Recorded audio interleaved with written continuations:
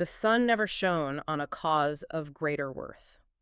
It is not the concern of a day, a year, or an age. Posterity are virtually involved in the contest. Oh, receive the fugitive and prepare in time an asylum for all mankind. That's a powerful quote. It's from Thomas Paine, and it just perfectly encapsulates the moment we're looking at today. Absolutely. We're focusing on 1776, which is such a pivotal year in the American Revolution. This is the year the conflict really transitions. It does. It shifts from what was, in theory, a colonial revolt still seeking some kind of reconciliation to an all-out war for an independent Republican nation. And by late 1775, things were already tense. After the Boston Tea Party, after Bunker Hill, King George III had formally declared the colonies to be in a state of open revolt. But January of 76, that's the real intellectual turning point. That's when the argument for independence, and maybe more importantly for a republic, just explodes into the public consciousness. Yeah. So in this podcast, we'll analyze the ideas that drove that shift, and then look at the critical early military battles that followed. Battles that were, frankly, necessary to get the one thing they couldn't win without. Foreign intervention. Exactly. It's this moment where abstract political theory smashes right into the brutal reality of war. And we'll see how a couple of really quite surprising battlefield wins managed to save the entire project from just completely collapsing. So let's start with the text that really lit the fuse, Common Sense. When it was published in January 1776, it was an instant phenomenon. And its author was, well, he was probably the most unlikely revolutionary you could imagine. Thomas Paine, an Englishman. A radical, often described as an enthusiast for revolution. He was originally from Thetford in Norfolk. And his background really tells you a lot about why he wrote the way he did. It does. He only been in America for a couple of years, and before that his life was, well, it was a string of failures. He'd been a corset maker in Lewes. A staymaker, yes. A very humble trade. And the irony is just incredible. He was also twice fired from his job as a government customs officer. For incompetence and corruption, no less. This is a very strange resume for the man who would give voice to a new nation. But that background, that failure within the British system, probably fueled his writing. He didn't have that ingrained reverence for British institutions that, say, a John Adams or a George Washington would have had. Exactly. He was alienated. Yeah. And it led to this clean, ruthless prose. And it's what made Common Sense so powerful. It wasn't just calling for independence. Others had hinted at that. No, it was making an explicit, positive case for a Republican government. It wasn't just tearing down the king. It was offering an alternative, a system without one. And that's the key distinction. It was the first mass-market argument for full-blown republicanism. And the sales were just astonishing. A genuine bestseller. It was subsidized, circulated across all 13 colonies. The history tells us it sold something like 500,000 copies by the end of the year. In a population of, what, maybe 2.5 million people? It's an incredible reach. And that reach is so important. It completely bypassed the usual intellectual gatekeepers. Other revolutionary pamphlets were dense, full of Latin phrases and legal arguments that only the elite could really follow. Paine just spoke directly to farmers, artisans, the common person. He used simple logic, biblical analogies.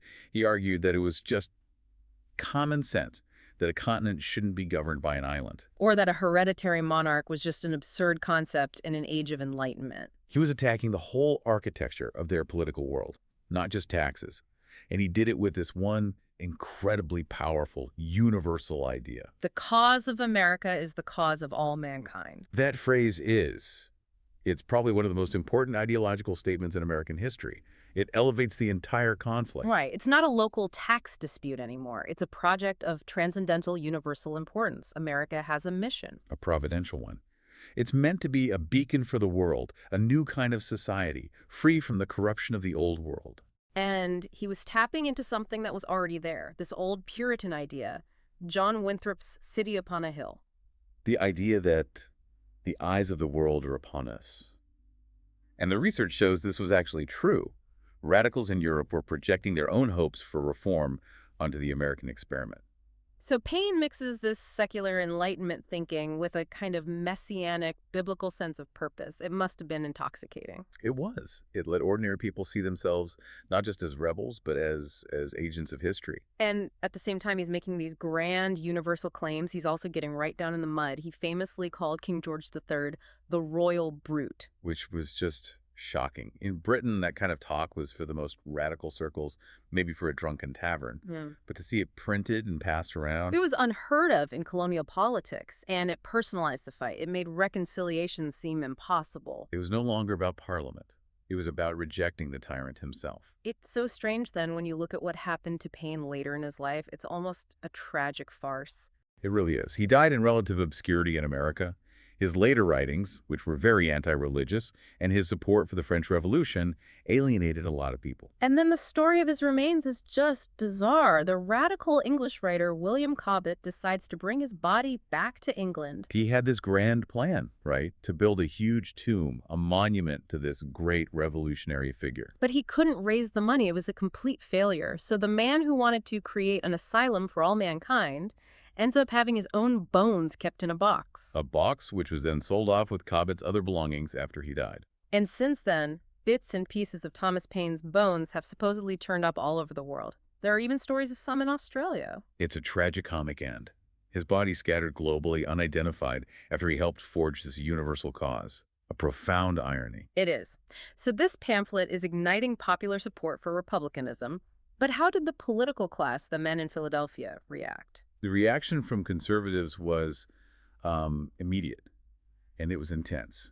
John Adams, for one, despised common sense. He found it badly argued. Badly argued, simplistic, and based on what he saw as very dangerous abstract ideas. For Adams, writing a constitution wasn't some kind of blue skies thinking. No, not at all. It was serious, practical work. It was about balancing interests, merchants versus planters, north versus south. Yeah. He was obsessed with structure, with checks and balances to prevent what he saw as democratic excess. And Paine's suggestions terrified him. What was it specifically about Paine's plan that worried Adams so much? Paine proposed a very powerful single-chamber legislature. Adams saw that, and he feared immediate chaos. He thought it would lead to the poor farmers, the debtors, the people on the frontier, essentially running the new state governments. Exactly. Adams wanted independence, absolutely, but he wanted it managed by the propertied, educated elite. He didn't want to hand the keys over to what he considered populist whims. So common sense forces the issue of independence, but it also creates this deep anxiety among the very men who would have to lead it. It accelerated the timeline, but it also ensured that the shape of that new independence would be fiercely debated by men like Adams, who feared Paine's democratic vision. And all this ideological debate is happening while the British are making a major military move. Right. In the spring of '76, General William Howe, the commander in Boston, realizes his position there is just untenable. He's surrounded. So he evacuates the city, the very place they called the cockpit of the revolution. That's a huge political blow for the crown. It's a complete abandonment. He takes thousands of loyalists with him, sails them up to Halifax in Canada, and basically leaves New England to the rebels. And the British then set up their new base of operations in New York. A very strategic choice. First, they believed correctly that New York had a much stronger loyalist base than Boston, so it was politically safer. And militarily. Militarily, it was key. New York is at the mouth of the Hudson River Valley. Their grand strategy for the coming year was a massive pincer movement. A force comes south from Quebec. Howe's force moves north from New York, and they meet in the middle. And control the Hudson. The idea was to completely cut off New England, which they still saw as the heart of the problem, from the rest of the colonies. But while the British are drawing up these grand plans, what's the reality on the ground in the colonies? It's just political limbo, isn't it? Complete limbo. Right. British authority has collapsed. Colonial governments have dissolved. People are just ignoring officials. And setting up their own local governments, these committees of safety. Yes, shadow governments, really. They were running local affairs, coordinating militias. It was a bottom-up revolution. Which leaves the Second Continental Congress in Philadelphia in a very strange position. They're trying to govern, but they have no actual legal authority. They're a de facto government. They're telling the colonies, which are now starting to call themselves states, to get their houses in order, to set up new governments because the old authority is just gone. This is where John Adams's legalistic mind becomes so important. He had a very specific view on when independence actually happened. He did. He felt independence had already been declared by the British government. He pointed to the Prohibitory Act from late 1775. What was so important about that act? The Prohibitory Act essentially put the colonies under a full economic blockade. It banned all trade. and allow the Royal Navy to seize American ships. For Adams, that was it. That was the point of no return. He argued that by passing that act, the king and parliament had declared the colonies to be outside the protection of the crown. They had unilaterally severed the relationship between the sovereign and the subject. So in his view, everything the rebels did after that point was just a reaction. It was self-defense. It was filling a vacuum that London had created. This thinking sets the stage perfectly for the need for a formal Declaration of Independence. The motion to separate actually passed in Congress on July 2nd. But they needed more than a motion. They needed a manifesto. A justification for their actions, for themselves, and for the world. And for that, they turned to Thomas Jefferson. He was really the ideal choice to be the wordsmith, a privileged Virginia planter, a slave owner, but he saw himself as this great intellectual of the Enlightenment. Jefferson truly believed his generation had this rare, unique chance to, as he put it, begin the world anew. To apply reason, to create a new form of government from scratch. And that declaration was vital for, really, two main reasons. The first was diplomatic. Absolutely. It was a manifesto aimed directly at France. The Americans knew they couldn't win a long war against Britain without help. They needed money, supplies, and most of all, a navy. And no foreign power, certainly not France, was going to ally with a bunch of rebellious subjects. They would only ally with a sovereign, independent nation. And the second reason was internal unity.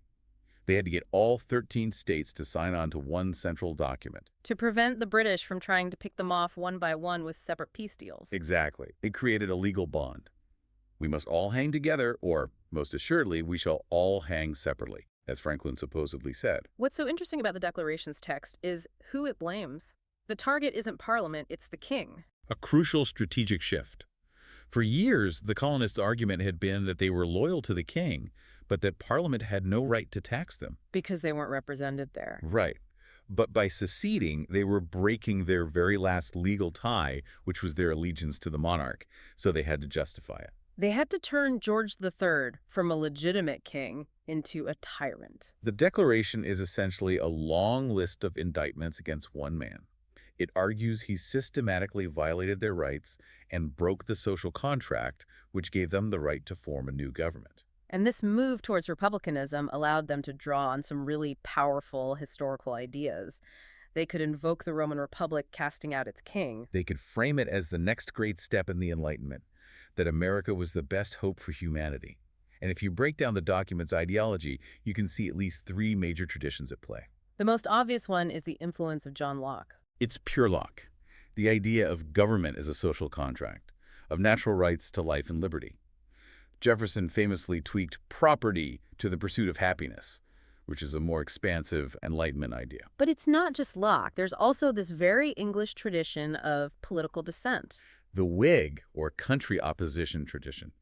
Historians like Bernard Bailyn have shown that the language of the Revolution is steeped in the 17th and 18th century English rhetoric. A deep suspicion of centralized power, of standing armies, of political corruption. Precisely. If you read the list of grievances in the Declaration, it sounds just like a radical Whig pamphlet from 1730s London. And then there's a third strand, a religious one. The biblical or Puritan one. Even though many founders like Jefferson were deists, the phrase endowed by their creator with certain unalienable rights was genius. It appealed to Quakers, to Puritans. It tied the secular cause to a divine biblical mission. So it's this brilliant synthesis of Lockean philosophy, Whig politics, and Puritan theology. It had something for everyone. It did.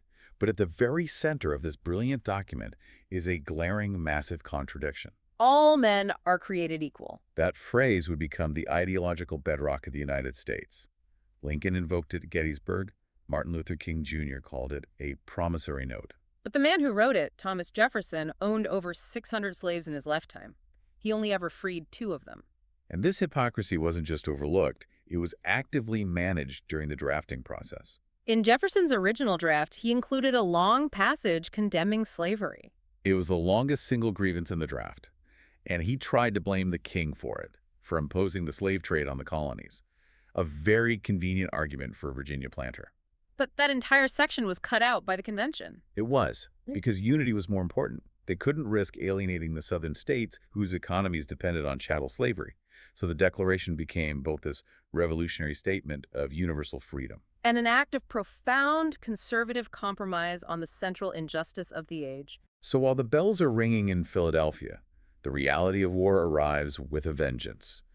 30,000 British troops land on Staten Island. It was the largest European army ever sent overseas at that point. The scale of the challenge facing Washington's little army was just immense.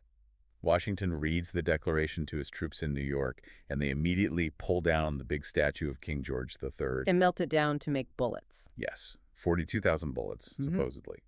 A perfect symbol of turning political theory into physical action. But for the British, this massive show of force was complicated by a huge geopolitical problem. They were worried about more than just the colonies. Their biggest fear was France. The 7 Years' War had ended only a decade earlier, and it had been a humiliating defeat for the French. They'd been kicked out of North America. So this American rebellion was the perfect opportunity for revenge. And for Britain, that meant they couldn't throw everything they had at America. They had to defend their valuable sugar islands in the Caribbean. They had to defend Gibraltar. They even had to worry about an invasion of Britain itself. This divided focus was a massive unearned advantage for the Americans. It was. And the war effort in Britain was really being driven by one man's stubbornness, King George III. He was absolutely convinced that the colonies must not become independent. His prime minister, Lord North, wanted to resign multiple times. He thought the war was a mistake. But the king wouldn't let him, because he knew the only alternative was to bring in the opposition, who were committed to making peace and recognizing American independence. So the king himself is really the engine of the war. But on the ground in America, his commanders were ambivalent. Very ambivalent. General Howe and his brother Admiral Howe had actually opposed things like the Stamp Act in Parliament. They were politically sympathetic to the colonists. They didn't really want to be fighting a brutal war against their own countrymen. And that ambivalence had immediate military consequences. In August 1776, at the Battle of Long Island, the British win a massive victory. The biggest single battle of the war. They trap half of Washington's army in Brooklyn. It should have been the end. It should have been. But the British hesitated. They didn't press their advantage. They prepared for a slow siege. Which gave Washington the chance to pull off one of the great escapes in military history. A miraculous evacuation of his entire army across the East River to Manhattan, hidden by a thick fog. Howe could have destroyed the Continental Army right there, but he lacked the will.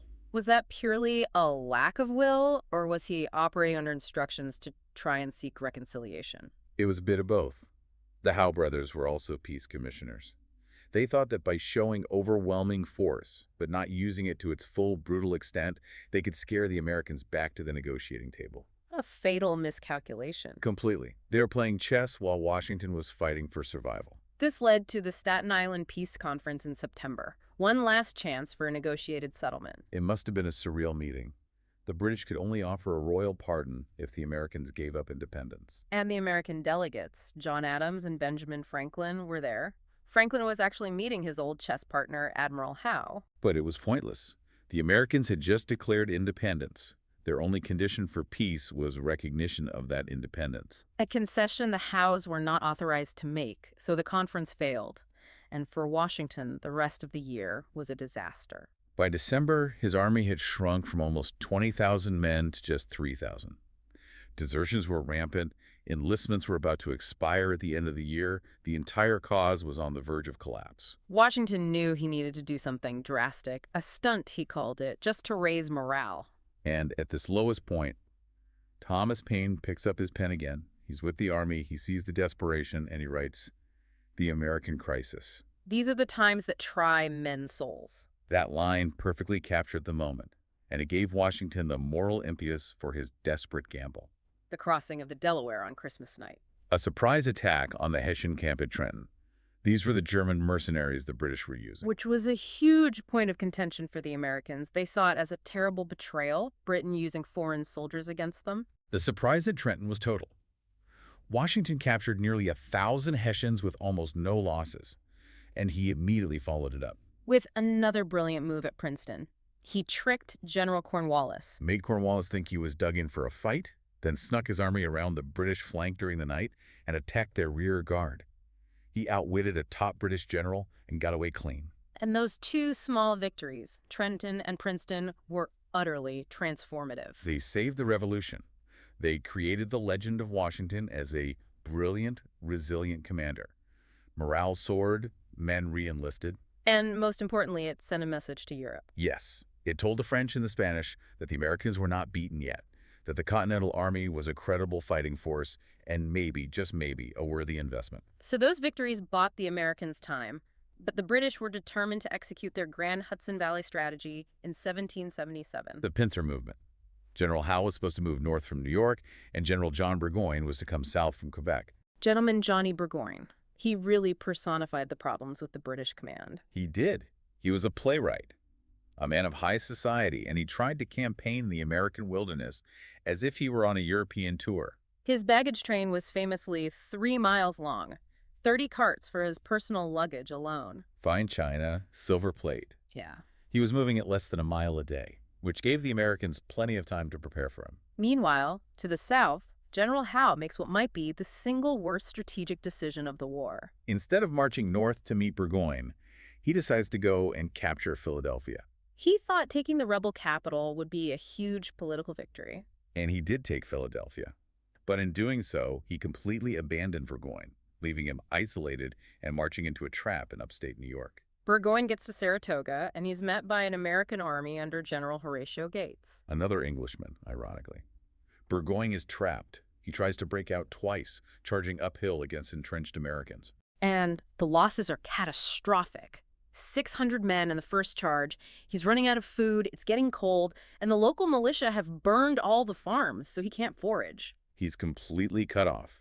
On October 17th, 1777, he surrenders his entire army. It's a stunning defeat, and it proved something fundamental about the war. It proved the British couldn't operate effectively away from the coast. As soon as they moved inland, they could be surrounded and cut off. It was a prototype for a counterinsurgency, and the British weren't equipped to fight it. They were gentlemen trying to fight a conventional war. While the Americans were fighting a guerrilla war, using their knowledge of the land and the support of the people. And the news of Saratoga was the final piece of the puzzle for the French. They had already been secretly helping. A playwright named Beaumarchais has set up a dummy corporation to ship guns and gunpowder to the rebels. King Louis XVI had secretly given them money. But Saratoga made it official. It proved the Americans could win. It made them a safe bet. And you had figures like the Marquis de Lafayette, who became like a son to Washington, who really embodied that ideological connection. Lafayette was so important. He came to fight for free because he believed in the cause, and that validated the entire American struggle in the eyes of Europe. So in February 1778, France officially declares war on Great Britain. And with that one act, the entire conflict changes. It's no longer a colonial rebellion, it's a global war. And for Britain, America suddenly wasn't the top priority anymore. They now had to defend their assets all over the world. The Sugar Islands, Gibraltar, India, Canada. The war for American independence became just one front in a much larger global conflict. It ensured that the fate of the 13 colonies would be decided not just in America, but on the high seas and in the courts of Europe. Thanks for listening. We hope you enjoyed learning something new. That's all for now, but in case you didn't notice, there are a lot more episodes on this subject available right now. If you're enjoying these historical podcasts, please like and subscribe and share with other history buffs.